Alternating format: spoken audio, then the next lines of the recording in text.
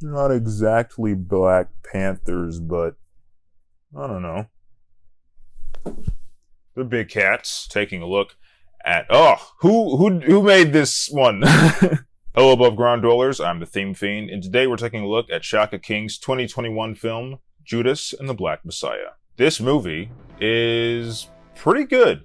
I am not the biggest fan of historical dramas.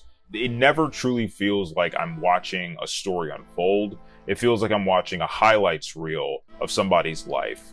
And oftentimes the historical figure, whether it be MLK, any number for people from history, I'm not a historian, I don't know who people are, they always feel simplified, oversimplified. This movie, I think, does a better job on that front. But the main figure in this film, Frederick Allen Hampton, the chairman of the Black Panther Party, feels slightly more simplified compared to Lakeith Stanfield's character, Bill O'Neill, who was an FBI informant. I think Lakeith Stanfield's performance really holds this movie together, and that's not to say that Daniel Kaluuya gave a poor performance, far from it. I think he and Stanfield go toe-to-toe in this movie. But I felt that Kaluuya's Hampton spoke more in slogans than he did in actual dialogue. And in fact, I think the dialogue, although it shines at times, I think is my least favorite aspect about this film. Many of the characters seem to only have revolution on their minds, which I think is appropriate, but it kind of makes them feel a bit one-dimensional. I would argue that Bill O'Neill acts as the main character in this film compared to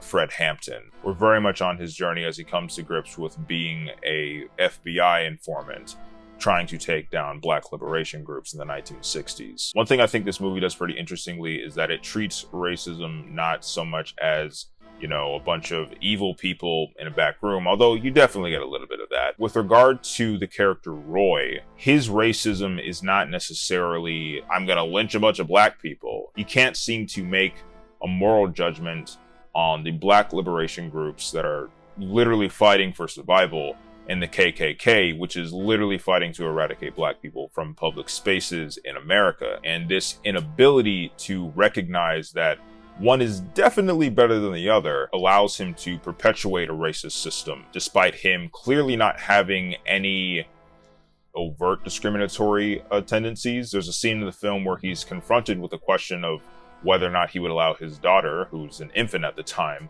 to marry a black person. He's very uncomfortable being asked this question.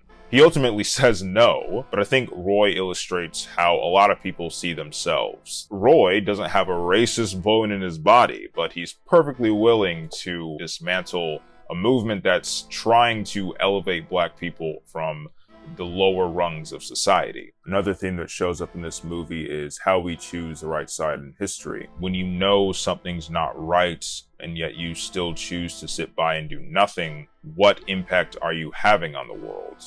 Should you care? Whatever we choose to do in this world, whether we're fighting oppression, complicit in it, or contributing to it, we make our own unique impact. But are we willing to carry with us the consequences of our choices?